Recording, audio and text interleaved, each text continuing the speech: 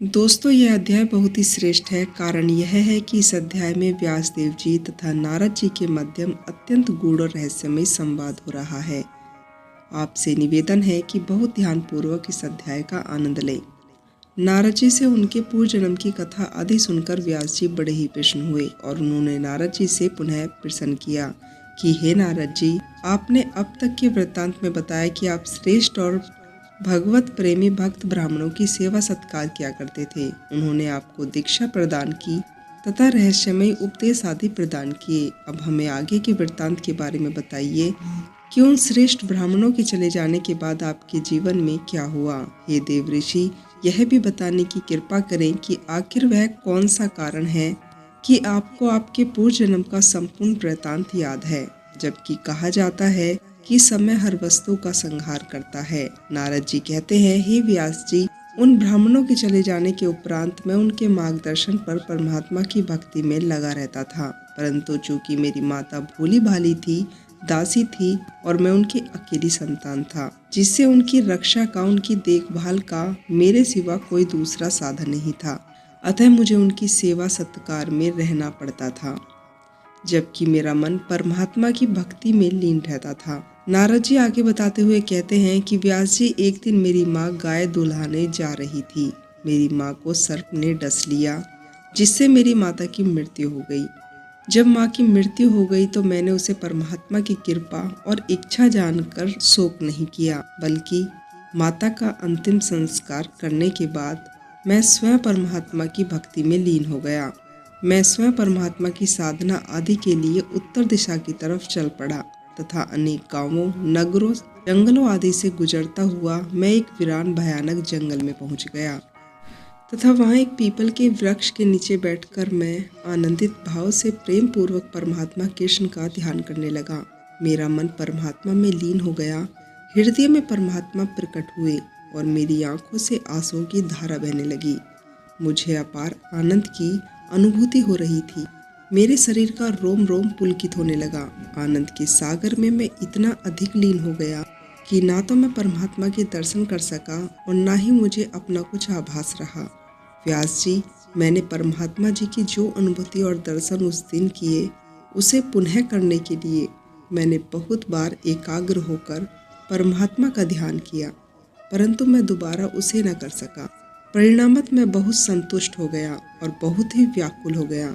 मेरे प्रयासों से परमात्मा प्रसन्न हुए और मेरे शोक को दूर करने के लिए उन्होंने मुझे सुखद वाणी से कहा, हे नारद, जो मनुष्य इस भौतिक जगत के प्रपंचों से पूर्णतः मुक्त नहीं है, उन्हें मेरी प्राप्ति संभव नहीं, परंतु मेरे प्रति मनुष्य जितना अधिक ललियात होकर मेरा चिंतन करता है, उतना ही भौतिक जगत के प्रपंचों से मुक्त हो जाता है। निरंतर कुछ काल जब मनुष्य दृढ़ता से मेरी भक्ति करता है तो उसकी बुद्धि उसमें स्थिर हो जाती है। वह मेरा अन्यायी भक्त बन जाता है। उसका जीवन आनंद और उत्सव हो जाता है।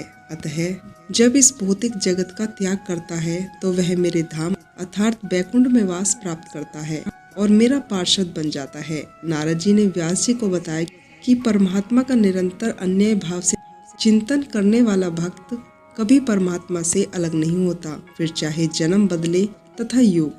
भक्त के चित्त में परमात्मा की शुद्धि नहीं समाप्त होती, उनके चित्त में सारी स्मृतियां बनी रहती हैं। नारद जी कहते हैं कि व्यास जी, परमात्मा की वाणी सुनने के बाद मैं निरंतर परमात्मा पवित्र नाम जपने लगा, उनका यशगान करने लगा। उनकी दिव्य लीलाओं का स्मरण और कीर्तन कल्याणप्रद होता है। अतः उनके प्रभाव से मैं पूर्णवत संतुष्टि, विनम्र और ईर्ष्या द्वेष से रहित होकर इस धरती पर विचरण करने लगा। इस प्रकार श्री कृष्ण के चिंतन में निमग्न रहने में भौतिक अशक्तियों से पूर्णतः मुक्ति हो जाती है और अंत में भगवान के पार्षद जैसे दिव्य शरीर मुझे भी प्राप्त हुआ और मैं पंचभौतिक शरीर से मुक्त हो गया। नारद जी कहते हैं कि जब कल्प समाप्त हो जाता है तब भगवान स्वयं जल में समाधिस्थ होने लगते हैं। उस समय ब्रह्मा जी समस्त सृष्टिकारी तत्वों के साथ भगवान के अंदर प्रवेश करने लगे, तो मैं उनके साथ परमात्मा के शरीर में उनकी सांस के माध्यम में चला गया। उसके बाद जब पुनः सृष्टि रचने के लिए परमात्मा की इच्छा हुई तो उन्होंने अर्थात परमात्मा ब्रह्मा जी को उत्पन्न किया। तो मैं भी ऋषि गुणों के साथ प्रकट हुआ। तभी से मुझ पर परमात्मा की अनंत कृपा है और मैं किसी भी लोक में बिना किसी रोक टोक के भ्रमण करता रहता हूँ तथा वीणा का वादन करता हूँ। निरंतर परमात्मा की दिव्य लीलाओं का कीर्तन किया करता हूँ। नारद जी ने अपनी आप बीती व्यास जी को सुनाई, जिसका तत्वत रहस्य यह कहता है कि परमात्मा की कृपा के बिना परमात्मा की भक्ति मुक्ति संभव नहीं है। परमात्मा की कृपा प्राप्त करने के लिए सर्वप्रथम परमात्मा के प्रेमी भक्तों की सेवा अर्थात कृपा की आवश्यकता है और उसके बताए मार्ग पर चलना, परमात्मा की लीलाओं का कीर्तन आदि करने से परमात्मा के प्रति श्रद्धा उत्पन्न होती है, जिसके परिणाम स्वरूप मनुष्य भक्ति के मार्ग पर चल पड़ता है। हाँ, इस मार्ग में ज्ञान सबसे बड़ी बाधा है, क्योंकि पूर्ण समर्पण घटाने के लिए भक्ति और श्रद्धा की आवश्यकता है, न कि ज्ञान की। क्योंकि ज्ञान मनुष्य को समर्पित नहीं होने देता, वह सिर्फ तर्क उत्पन्न कराता है, जबकि भक्त निरंतर परमात्मा के सच्चिदानंद स्वरूप में स्थित रहता है। नारद जी ने व्यास जी से पुनः कहना प्रारंभ किया, हे व्यास जी, ये मेरा निजी अभाव है जिसे मैंने आपके सम्मुख वर्णन किया है। मनुष्य भौतिकता में फंसकर हमेशा चिंतित रहता है और कष्टों का भोग करता है, जबकि यदि भगवान की भक्ति करे, उनकी दिव्य लीलाओं का चिंतन और कीर्तन करे, तो उसका जीवन भी आनंदित हो जाएगा। व्यास जी, यम नियम आदि की जो योग पद्धति है, उसके आभास द्वारा मनुष्य को भौतिक जगत के काम, क्रोध, लोभ आदि से राहत मिल जाती है, परंतु व्यास जी, इस सब से मनुष्य को आत्मसंतुष्टि प्राप्त नहीं होती। नारद जी का कहने का तात्पर्य है कि योग अभ्यास, ध्यान धारणा, समाधि आदि के द्वारा इंद्रियां संयम किया जा सकता है और इंद्रियों के संयम में यह आध्यात्मिक योग पद्धति अत्यंत प्रभावशाली तो है ही, परंतु यह पद्धति अनंत है। हठ योग ही निरंतर हठ पूर्वक किए गए आभासों से इंद्रियों का संयम संभव तो है, परंतु यह मार्ग कर्ता का भाव प्राप्त करा देता है। इंद्रियां मनुष्य के शरीर के संग है, उसका स्वभाव है अपने लिए भोग की मांग करना। योग आदि के द्वारा मनुष्य हठ पूर्वक इंद्रियों को संयमित कर तो लेता है, परंतु जो ही इंद्रियों के भोग का कोई अवसर आता है, इंद्रियां पुनः जागृत हो जाती हैं, जैसे विश्वामित्र जैसे ऋषि का मेनका में आसक्त हो जाना। अतः योग आदि की पद्धति सूक्ष्म पद्धति है। भगवत भक्ति के बिना यह योग आदि पद्धति कभी सफल नहीं हो सकती, ना ही सूक्ष्म चिंतन ही सफल हो सकता है।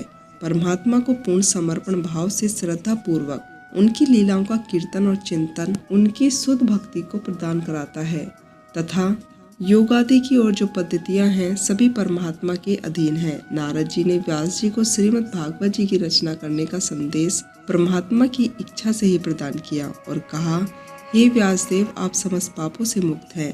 जैसा आपने मुझसे पूछा, मैंने आपके सम्मुख सब वर्णन कर दिया।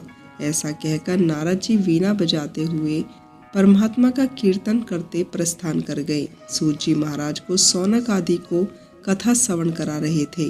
वे बोले, देवऋषि नारद जी धन्य हैं, उन पर परमात्मा की असीम कृपा है, जिसके कारण वह संपूर्ण ब्रह्मांड में परमात्मा की लीलाओं का कीर्तन करते हुए भ्रमण करते हैं, जिससे समस्त ब्रह्मांड के जीव आनंदित होते हैं।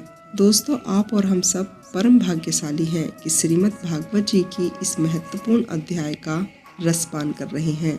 दोस्तों, आपको श्रीमद् भागवत जी के सकंद पहले के अध्याय 6 का यह अध्याय कैसा लगा? अगर आपको यह अध्याय पसंद आया हो तो चैनल से जुड़े रहने के लिए चैनल को सब्सक्राइब करें और मोटिवेट करने के लिए वीडियो को लाइक करें। तो दोस्तों, मिलती हूँ कल 7वें अध्याय के साथ। तब तक के लिए आप लोग अपना ध्यान रखें, खुश रहें,